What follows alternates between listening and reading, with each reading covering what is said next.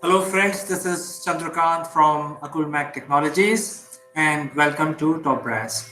Today I would like to discuss about the new tax reform which has been announced by the Prime Minister of India, Shri Narendra Modi. Um, but before I give you a little bit more detail about what has been achieved so far in last 6 years by the current dispensation, I think it is important to go back in history and see why we are in this place today as we are. Um, there used to be a feudal system where the king will get the tax collected from his his lower ministers and so on, and there was a pyramid. So ultimately the tax used to be collected in the form of grains, and the ultimately the people in India were giving the grains as their contribution to the kingdom. So this was mostly the feudal system, which was also present in China, and it was also present in entire Europe. So this was a feudal system, and there were a lot of disadvantages in that system because there was no very strong law at that point in time. What if you don't have? What if there is a drought? What if there is a pandemic? So those things were not covered under the law because the kings used to change frequently, and since it was a monarchy, they can demand whatever they could. So the first known reform was done by a guy called Alauddin Khilji. Now, in India, we know this person as a sort of a tyrant because he was anti-India Indian natives, and he killed his father-in-law to acquire the power. But the whole thing is that in the 1300 AD, he created a tax system which still exists today. And well, his tax system was very process oriented. Um, it had a bit of feudalism in it, but it was still a well defined tax system, which was managed by keeping records. And then the tax was calculated, and how much each person owe, and why he owes that much tax. So reasons, rights and duties all were defined by Alauddin Khilji. Why? Because Alauddin Khilji, even though he was a ruler, but before he acquired uh, the position of a ruler, he actually was an accountant for the king. He was also son-in-law of the king. So he created a system. There were uh, uh, there were a lot of good things in taxation system, but Indians hated it because the whole ideology behind this tax system was to make sure that the Indians who are non-Muslims were marginalized. And the idea behind the whole tax system is that if you are non-Muslims were taxed more, and so much so that they should not be able to even ride a horse. So that was very well written agenda of the Alauddin Khilji's tax reform, which he carried out somewhere between 1300 to 1400 AD. And the whole idea was to control the money which is there, a lot of gold and silver which was there in India, all that was confiscated by the kingdom of Alauddin, and made sure that all non-Muslims are marginalized and became very, very poor, probably died. So that is why most of the non-Muslim Indians do not like this character, even though I will give him full credit to first create a system which was a well-defined tax system. Uh, that continued, the tyranny of the Islamic world continued in India, and then the British arrived, and then British also had the feudal system in their own country. But then they realized, this system is better than theirs. So they actually adapted that system. And then since the British had colonies around the world, they modified the system, the tax system, which was started by Alauddin. and took it to all their colonies and implemented it. So, since British had a lot of colonies from Americas to Far East, most of the countries today uses that system. So I think if you go back in history, Alauddin Khilji had a major role to play in formatting the tax system of the world today, in whatever form it is. Now let's come back to the present. This is just a background, why we're talking about the tax system. The background of problems India had because of taxes, because the nationalization was done in 70s during emergency period. That means you have to work with a public agency, and the private players will be again marginalized. I think the whole ideology of the nationalization movement was to marginalize any private activity, because it was assumed that anyone who's doing private business is actually not honest. So this was the whole ideology, and because of that, the tax system which evolved from that point was all uh, public enterprise centric and anti-private enterprise. So because of that, the India lost in a very big way against the biggest competition, which is China, because both countries were highly populous countries. Both got independence at the same time. Both were poor in 1947, 1949 era. But China was able to come out of that clutches of that lawlessness, which India continued, because any innovation was not was not considered as an innovation. It was considered as something which is not great for the country.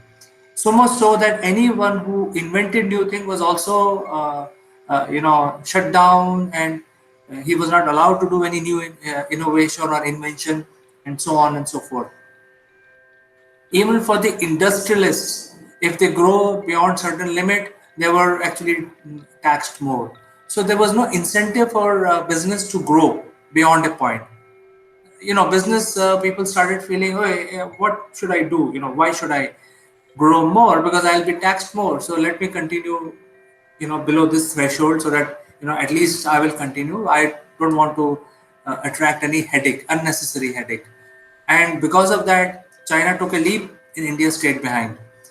So when this dispensation led by Mr. Narendra Modi came in 2014, they were on a mission to change everything when it comes to taxation. They did so many tax reforms. They removed so many draconian. They brought GST. They got rid of the excise and sale tax. There are still a few products which are covered under excise and sale tax, but by and large, everything is centralized based on GST mechanism, and because of that, the tax became very, very transparent. Because if you are doing some business, if you invoice somebody, you will collect the GST, and then it will be shown in the document. So going away from that parallel economy which was running since 70s till 2014. Now, if you look at the Indian economy, it is something like $2.5 to $3 trillion economy. But some people say that the parallel economy, which is not accounted by the government, which is cash economy, is even bigger than this. So the whole idea is to bring that parallel economy back into the legitimate way of doing business, so that India becomes much richer, much power in the world, economic power in the world, and also production powerhouse, which China has shown to the world. What you can do if you train people, skill them properly. And to do that, you need money, because government does not make any money. Government is not in the business of making money. The government is in the business of governance. They make laws, they implement, they make sure that people follows, and they people pay tax. That money is used to create benefit for the society. So this is how the whole system works. So after GST, the tax actually start increasing, and but that is not sufficient. Still, a lot of people are out of the tax bracket. One of the big reason was because in 70s when the nationalization happened, the tax department was used as sort of a agency to harass people. So if you get a tax notice, it is worse than getting a police FIR. You will be so much harassed. So people used to get very scared to get any tax department notices. So I think today's reform, which Prime Minister Modi announced, is very, very important. What are the key things in today's announcement? One is a completely faceless tax department. That means if you're based in Delhi, your tax officer will not be based in Delhi. In fact, you will not even know who's your tax officer.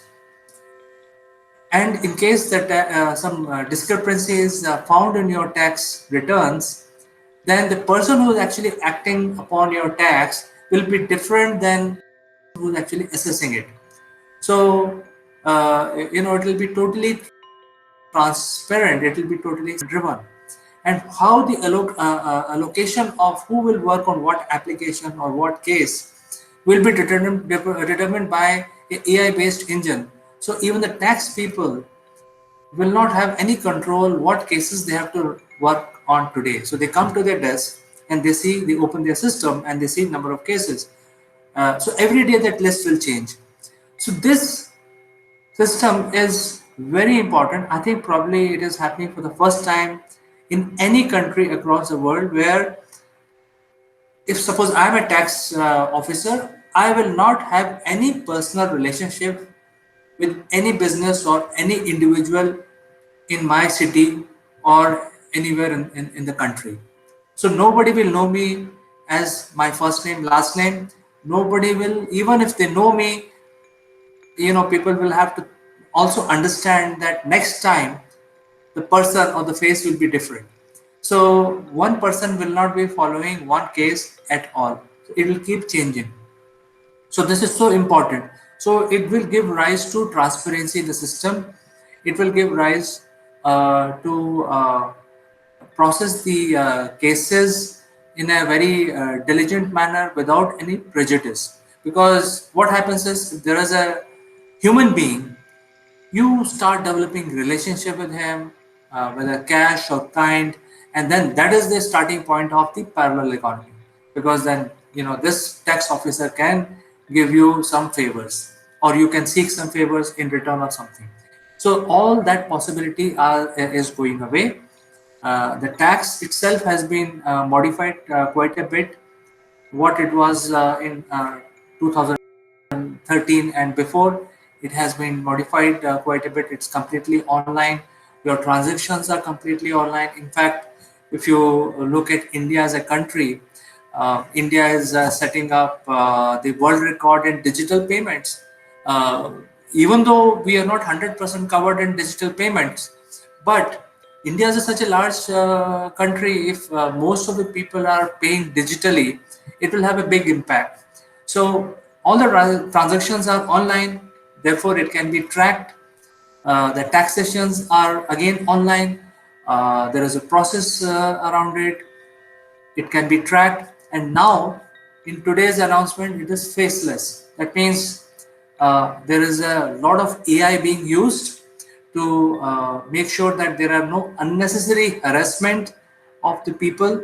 The people who are honestly paying taxes should not be unnecessarily given any notices.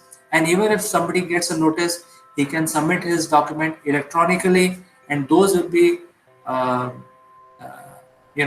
processed or worked upon by people who are not ever be related to this individual. So this is why this tax reform is a game changer. I'm sharing the link of the Government of India website, which you can see. A lot of information is available on this link. You can see it down here. But friends, do write to me. reach out to me in case you have any suggestions or any comments on this one. But I am very excited as a businessman that for the first time anywhere in the world, such a profound tax reform has taken place, and I'm very proud of it. Thank you very much, dear viewers. I will catch up with you again tomorrow. Until then, bye bye.